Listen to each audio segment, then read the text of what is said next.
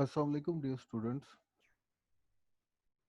اعوذ باللہ من الشیطان الرجیم. بسم اللہ الرحمن الرحیم.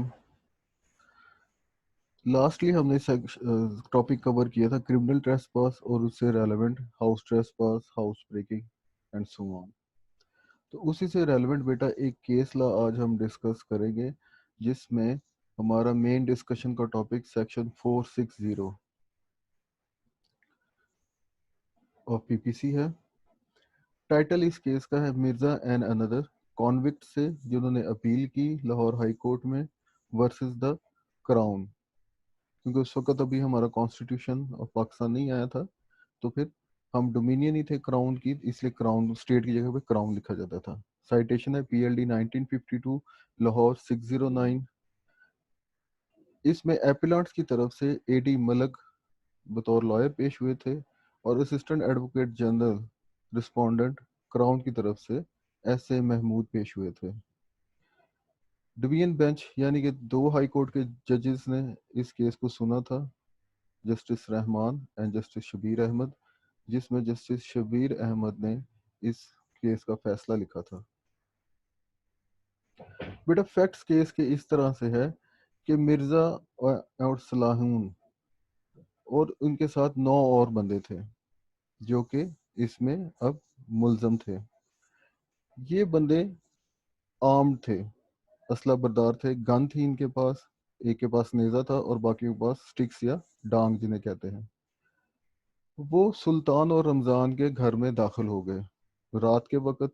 3 اور 4 ستمبر کی درمیانی شب کو.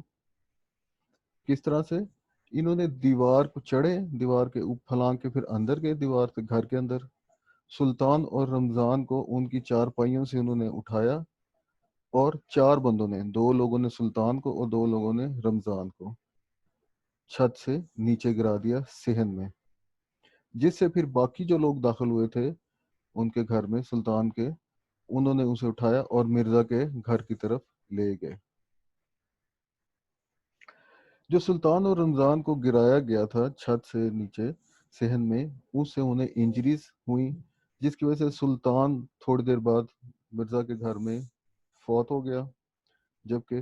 رمضان کو جو چوٹیں پہنچی کافی شدید نوعیت کی تھی, جو کہ بعد میں اس کی بھی ڈیتھ واقع ہو گئی تھی, لیکن عدالت میں فریمنگ آف چارج کے بعد, اس لیے اس کے قتل کے حوالے سے کارروائی نہیں ہوئی تھی. جو دونوں انجرڈ بندے تھے یعنی کہ سلطان اور رمضان, تو مرزا کے گھر جو تھا اس میں 70 فیٹ کا فاصلہ تھا, اور اس پر لے جا کے اوپر چھت پہ کوٹھے پہ انہیں ادھر لاک کر دیا تھا, جو کہ دوران تفتیش سب انسپیکٹر نے وہ دروازہ کھولا اور چابی دی تھی سب انسپیکٹر کو مرزا نے. سلطان, اب بیٹا یہاں پہ موٹیو یا اینڈمٹی بیان کی جا رہی ہے. سلطان جو فوت ہو گیا بعد میں, وہ پاولی تھا, گاؤں دہل کا رہنے والا تھا, سرگودا ڈسٹرکٹ کا. اس کی بیوی مسمہ بختہ تھی, جس کو کچھ عرصہ پہلے کچھ لوگوں نے اغوا کر لیا ہوا تھا. اس حوالے سے ایک کمپلینٹ انڈر سیکشن 498 آف پی پی سی مرزا اور صالحوں, جو مین ایپیلانٹ ہے اس کیس میں, صالحوں کے بیٹے کے خلاف, اور 3 اور نامعلوم بندے تھے, ٹوٹل 5 بندوں کے خلاف یہ کمپلینٹ سلطان نے عدالت میں جمع کروائی تھی, جس کے تحت کاروائی ہو رہی تھی سیکنڈ کلاس مجسٹریٹ سرگودا کے خلاف. 22 اگست کو نیکسٹ ہیئرنگ کی ڈیٹ کے لیے 5 ستمبر مقرر ہوئی, اور اس دن کے لیے وارنٹ نکالے گئے مرزا کے اور ایک اور بندے کے, اور اس تاریخ کو انہوں نے پیش ہونا تھا. واقعہ کب ہوتا ہے؟ 3 اور 4 ستمبر کی درمیانی رات کو, جبکہ 5 ستمبر کو ان کی پیشی تھی سیکنڈ کلاس مجسٹریٹ کے 498 کی اپلیکیشن کے سلسلے میں. بعد میں عدالت نے پولیس نے کاروائی کی ایف آئی آر کے نتیجے میں, اور پھر چلان جمع کرا دیا مرزا اور صالحوں اور 9 اور بندوں کے خلاف. تو ٹوٹل 11 ملزمان کے خلاف دفعات تھیں 148, 302, 307, 324, 325 اینڈ 452 اور پی پی سی. پروسیکیوشن کی یہ تھیوری تھی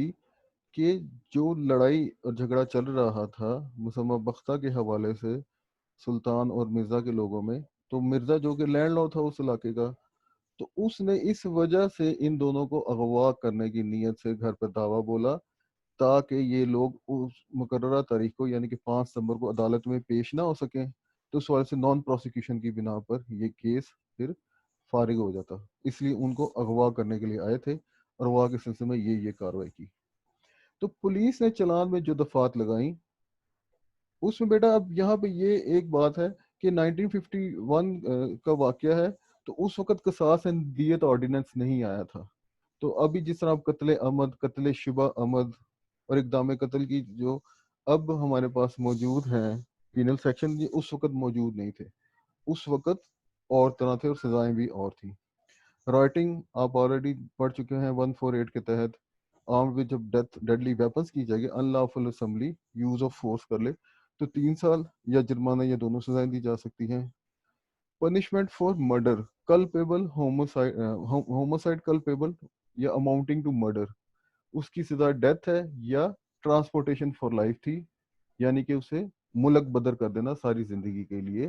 اور عموماً کالا پانی میں لوگوں کو بھیج دیا جاتا تھا اور فائن بھی ہوتا تھا۔ سیکشن 304 میں اب اس طرح کیسے، جس طرح آج کل ہمارے پینل کوڈ میں قتل شبہ عمد ہے کہ ہرٹ پہنچانے کی نیت تھی لیکن قتل کرنے کی نیت نہیں تھی، اور اس وجہ سے بندے کی ڈیتھ واقع ہو جائے، تو اس کے لیے سزا سیکشن 304 میں 3 ایئرس تھے اور فائن تھا۔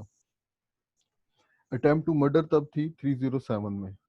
اس کی سزا 10 سال اور جرمانہ۔ سیکشن 323 اس دور میں والنٹری کازنگ ہرٹ کی پنشمنٹ بیان کرتا تھا 1 سال یا جرمانہ 1000 روپے تک یا دونوں سزائیں،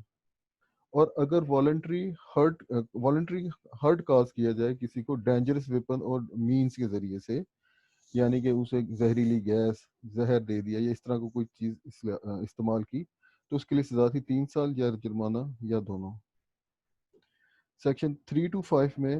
گریویس ہرٹ کاز کرنے کی سزا 7 سال اور جرمانہ تھا۔ 452 ویسے ہی موجود تھا جیسے اب موجود ہے، آپ دیکھ چکے ہیں، ہاؤس ٹریس پاس جب تیاری کر کے کیا جائے ہرٹ اسالٹ رانگ فل ریسٹرین کے لیے 7 سال سزا تھے اور فائن۔ اور مین جو سیکشن 460 ہے کہ جب لرکنگ ہاؤس ٹریس پاس اور house breaking by night commit کی جائے اس نیت سے کہ کسی کو مار دینا ہے یا اس کو بہت زیادہ جسمانی ضرر پہنچانی ہے، تو اگر اس ایک سے زیادہ بندے گئے ہیں تو ایک بندہ اگر اس طرح کا قتل یا ڈیتھ واقعہ کرتا ہے یا گریویس ہرٹ پہنچاتا ہے تو باقی بھی اس کے لیے جوائنٹلی لائبل ہوں گے اور اس کو بھی سزا دی جائے گی۔ Magistrate first class mister A M Saeed کے پاس یہ کیس گیا تو انہوں نے 11 کے 11 ملزمان کے اوپر چارج، فریمنگ آف چارج جسے کہتے ہیں فرد جرم عائد کرنا، سیکشن 148، 302 اور 159 آف پی پی سی کے تحت لگایا۔ کامن آبجیکٹ میں آپ لوگوں کو پتہ ہے یہ بات آ جاتی ہے۔ آل دو مجسٹریٹ نے جب فریم چارج کیا تو انہوں نے کہا کہ سلطان کو مرڈر کیا ہے اور رمضان کو انہوں نے ضرر پہنچایا ہے، لیکن انجری کے متعلق نہیں لکھا کہ یہ سمپل نیچر کی تھی یا گریویس نیچر کی تھی۔ لینڈڈ سیشن جج کے پاس معاملہ چلا گیا کیونکہ مجسٹریٹ ڈیتھ پنشمنٹ نہیں دے سکتا، تو سیشن جج نے چارج امینڈ کرتے ہوئے سیکشن 323 بھی اس میں ایڈ کر دیا۔ کافی زیادہ وٹنسز پیش ہوئے لیکن مین 3 وٹنسز تھے، مسمہ نور بھری جو کہ رمضان کی بیوہ تھی، مسمہ سکینہ رمضان کی بیٹی تھی، اور محمد ولد ثانہ جو کہ پڑوسی تھا اور جس نے کچھ حد تک شہادت دی کہ اس نے کیا کیا چیزوں کو دیکھا۔ ڈیفینس سائٹ میں مرزا نے کہا کہ رمضان اور سلطان الٹا الزام لگا دیا کہ یہ لوگ ہمارے گھر میں آئے تھے مجھے قتل کرنے کے لیے،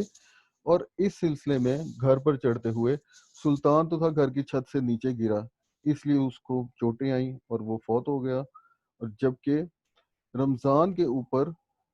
ہم نے سیلف ڈیفenس میں یعنی کہ مرزا نے اور اس کے باپ نے پھر حملہ کیا کیونکہ انہوں نے پھر lurking house trace pass by night, house breaking by night کیا تھا، تو اس لیے اس پر پھر ہم نے سیلف ڈیفenس میں ان پر حملہ کیا جس کی وجہ سے اسے شدید چوٹیں پہنچی۔ مرزا کا کہنا تھا کہ وہ اس سلسلے میں سب انسپیکٹر کے پاس پولیس اسٹیشن میں پہنچا، لیکن اس نے اسے اس گاؤں کی چوکی میں بھیج دیا جہاں پہ اس نے کہا اے ایس آئی موجود ہے، اس کو رپورٹ دو۔ مرزا کا یہ دعویٰ تھا کہ اے ایس آئی میرے ساتھ گیا 2 اور پولیس افسر کے ساتھ، اور وہاں پہ رمضان اور سلطان کو برآمد کیا، میں نے ہی بتایا اور تمام چیزوں کو بتایا۔ جبکہ مرزا کے ساتھ جو دوسرا اپلانٹ ہے صالح ہوں، اس نے کسی بھی قسم کے انسیڈنٹ سے انکار کیا کہ اسے کچھ پتہ ہی نہیں، نہ ہی وہ موقع پر موجود تھا۔ لیکن ایپیلانٹس نے اپنے حق میں کوئی گواہی یعنی کہ ڈیفینس ایویڈنس پیش نہ کیا۔ اس سلسلے میں یہ 2 پوائنٹ، ایک پوائنٹ اور ذرا نوٹ کرنے والا ہے کہ سب انسپیکٹر جب موقع پر پہنچا تو اس نے اپنی رپورٹ میں بھی لکھا کہ سلطان اور ان کے گھر کے ساتھ ہی ایک سیڑھی بھی موجود تھی، اور اس بات کو کوریبوریٹ کیا محمد حیات نے، جو کہ PW19 تھا، جو کہ لمبردار تھا ایک گاؤں کا۔ بہرحال سیشن جج نے ساری کارروائی کے بعد باقی 9 لوگوں کو تو ایکوٹ کر دیا، لیکن مرزا اور صالحوں کو انہوں نے سیکشن 304 سلطان کے ڈیتھ کے حوالے سے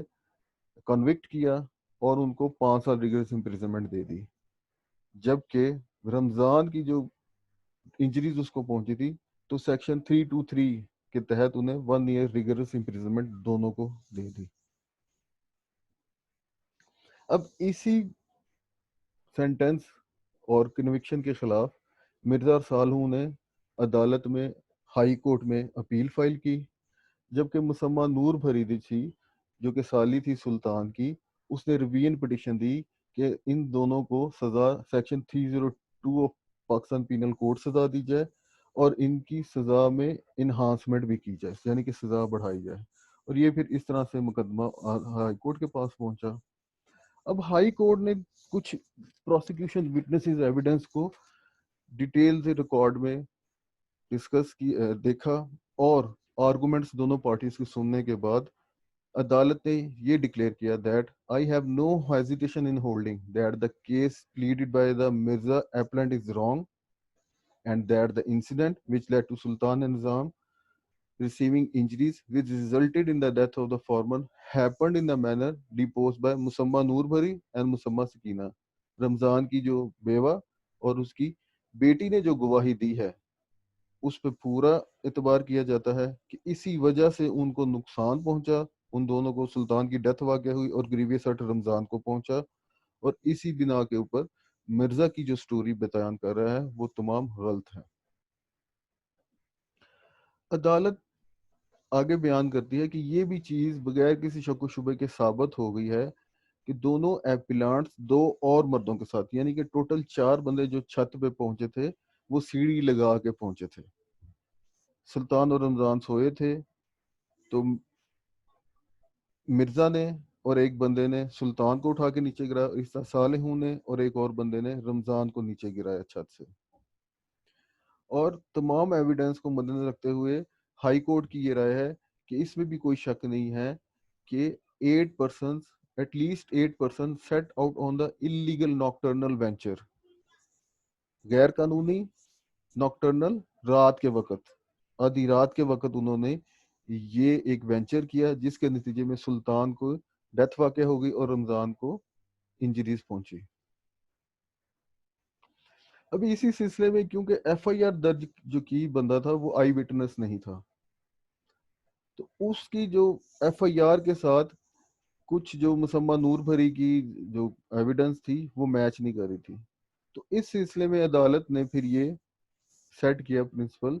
کہ a first information report is a document which can be used to contradict or corroborate the maker thereof۔ تو یعنی کہ فرسٹ انفارمیشن کی although حیثیت ہے کہ اس کی تصحیح ہو سکتی ہے یا اس کے خلاف جا سکتی، corroborate بھی ہو سکتی ہے ایویڈنس اور کنٹراڈکٹ بھی ہو سکتی ہے، لیکن صرف کس کے خلاف؟ جس نے وہ ایف آئی آر درج کرائی ہے، یعنی کہ کمپلیننٹ کے خلاف صرف۔ یہ نہ and it would not be fair nor legal to contradict other person by the contents of that document۔ تو جناب نہ ہی یہ فیئر ہے اور نہ ہی قانونی ہے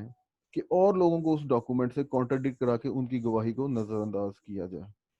کیونکہ ڈیفینس سائیڈ نے یہ ثابت کرنے کی کوشش کی تھی، کیونکہ ایک جو ہے وہ سالی بھی ہے، ایک جو بندہ فوت ہوا ہے، اور جس کو ضرر پہنچی اس کی بیوی بھی ہے، اور دوسری بیٹی ان کی. تو اس لحاظ سے پھر انٹرسٹڈ وٹنس ہے تو ان کی گواہی کو نہ مانا جائے. اور عدالت آگے یہ بھی کہتی ہے کہ بے شک جو کم از کم 8 بندے انسیڈنٹ میں موجود تھے تو وہ ان لافل اسمبلی انہوں نے بنا لی، سیکشن 141 جس طرح پی پی سی کا ہے. لیکن سوال پیدا ہوتا ہے کہ صالح ایپلینڈ کو لائبل قرار دینا مرزا کے جرم کے لیے، وہ جو اس نے سلطان کو نیچے گرایا ہے 149 کے تحت، تو کیا کیا جا سکتا ہے کہ نہیں؟ تو اس لیے عدالت نے کہا کہ it must be proved that the act which resulted in the death of Sultan was either committed in prosecution of the common object of the unlawful assembly or was as such that the member of that assembly knew to be likely to be committed in the prosecution of that object. پہلا کیا ہو گیا کہ ان کی نیت تھی اس کام کرنے کی، اور دوسرا کیا ہو گیا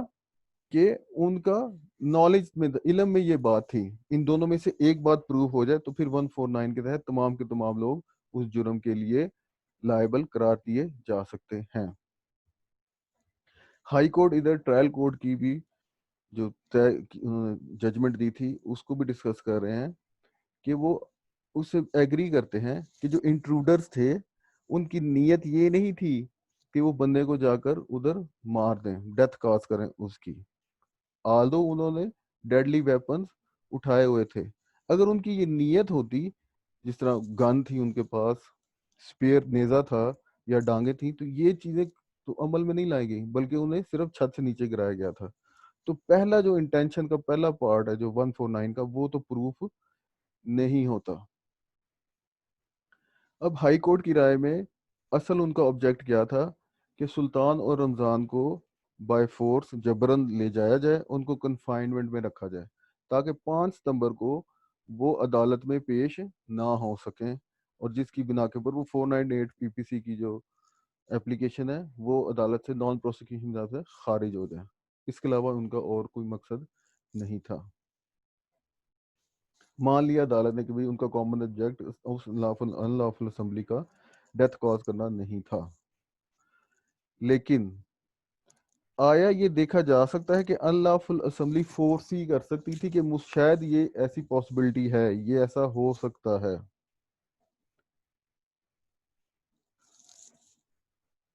اگر انہوں نے ویپنز کا استعمال کیا ہوتا، if any of the weapons carried by the intruders had been used and the death of Sultan had resulted because of that، تو جب ڈیتھ بھی کاز نہیں ہوئی ہے ان ویپن کے استعمال سے، تو اس لیے ان کے نالج میں بھی نہیں تھا، اصل میں صرف وہ ڈرانے کے لیے یا سیلف ڈیفenس کے لیے ہی وہ ویپنز کیری کیے ہوئے تھے. تو 149 کی اپلیکیشن عدالت کی رائے میں، ہائی کورٹ کی رائے میں، اس پورے انسیڈنٹ پر نہیں ہوتی.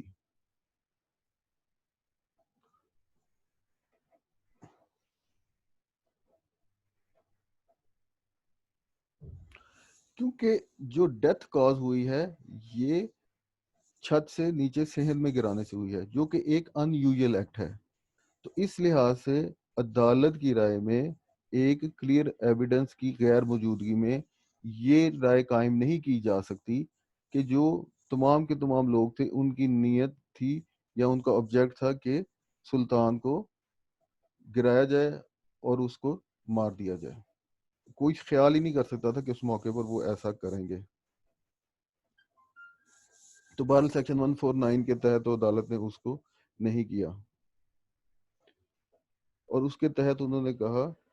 کہ مرزا کی حد تک یہ بات تو ثابت ہو جاتی ہے کہ اس کا مقصد ابڈکٹ کرنا تھا سلطان کو، اور سیکشن 302 جو پی پی سی ہے وہ اس حوالے سے پھر کہیں پہ اپلائی نہیں کرتا. لیکن اب جو انٹرسٹنگ پوائنٹ عدالت یہاں پہ ڈسکس کر رہی ہے کہ یہ چیز ہر لحاظ سے پروو ہو چکی ہوئی ہے کہ گھر کی چھت پر وہ جو چڑھے ہیں تو لیڈر کا استعمال کیا ہے، تو سکیلنگ کی ہے انہوں نے دیوار کے اوپر گھر کے اندر چڑھنے کے لیے، جبکہ وکٹم جو تھے وہ سو رہے تھے. تو اس حوالے سے یہ جو واقعہ ہے سیکشن 445 کے جو ہاؤس بریکنگ کی ڈیفینیشن میں بیان کرتا ہے اس کی 6 کلازز میں آ جاتا ہے، کیونکہ یہ passage not intended by any one other than the offender for human entrance. وہ جو پیراگراف ہے اس کے تحت یہ پھر سیکشن 445 ایپلیکیبل اس پہ ہو گیا. آلدو کسی نے بھی نہیں یہ بیان کیا عدالت کی رائے میں کہ وہ کس طرح سے نکلے، لیکن یہ بات انڈرسٹینڈیبل ہے کہ آئے تو وہ چھت کے ذریعے سے تھے، لیکن بعد میں گھر کے مین دروازے سے وہ باہر گئے، تو انفاسنڈ کیا انہوں نے دروازہ. تو اس لحاظ سے سیکشن 445 کے جو 6 کلاز ہے اس پہ بھی یہ کور ہو جاتا ہے کہ وہ انٹینڈڈ نہیں تھی، فاسنڈ تھا، گھر کا دروازہ بند تھا، وہ گھر کا دروازہ کھول کے کوئٹ کیے ہیں جرم ایک کرنے کے بعد میں. تو سیکشن 445 ہاؤس بریکنگ تو اس پہ اپلائی ہو گئی. اب اس چیز میں بھی کوئی شک نہیں ہے کہ house breaking by night commit ہوئی ہے، کیونکہ رات کے وقت وہ گئے ہیں، عدالت کے سامنے گواہیوں سے یہ بات ثابت ہو چکی ہوئی ہے. اب سیکشن 460 کے لیے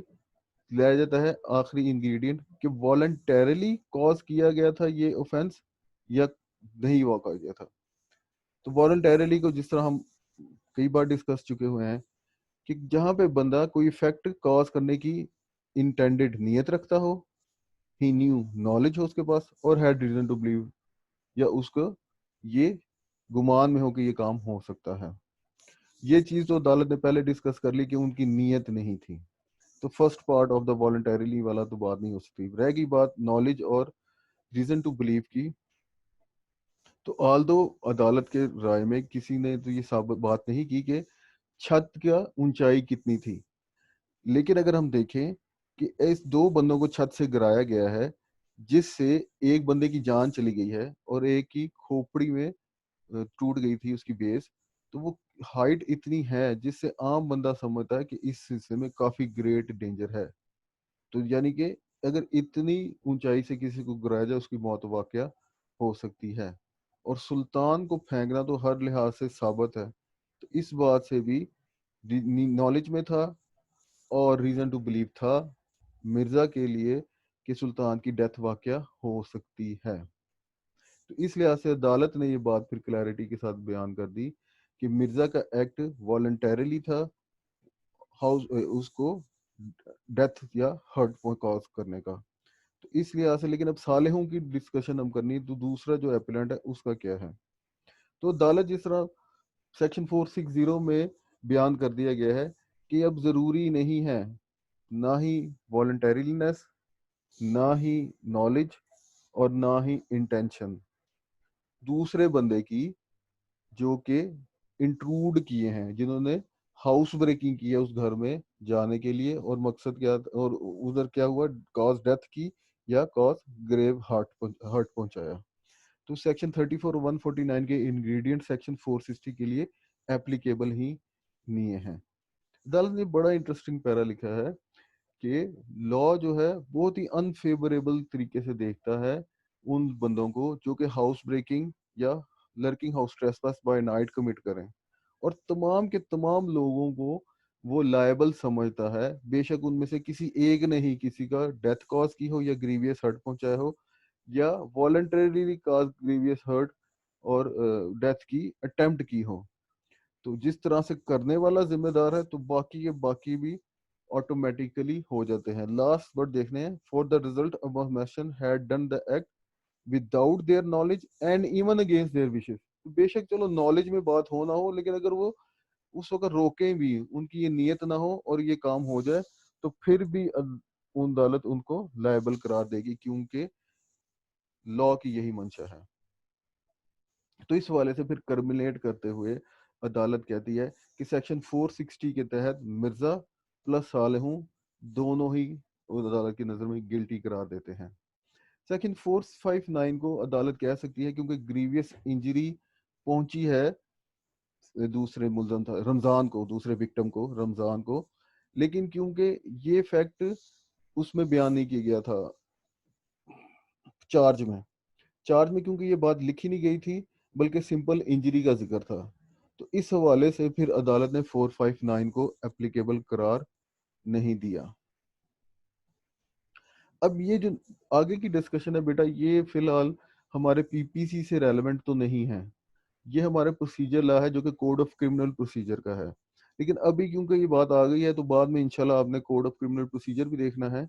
جو کہ فریمنگ آف چارج سے متعلق ہے. جب آپ کوڈ آف کرمنل پروسیجر کا سیکشن 221 سے سٹارٹ ہو کے 240 جس میں فریمنگ آف چارج اور جوائنڈر آف چارجز کا ٹاپک ہے اس کے حوالے سے کچھ ڈسکشن یہاں پہ ہوئی ہیں تو اس کو بھی ہم ڈسکس کر لیتے ہیں. اب ہم آلریڈی دیکھ چکے ہوئے ہیں کہ جو چارج فریم ہوا تھا اس میں سیکشن 460 کا ذکر کہیں پر موجود نہیں ہے.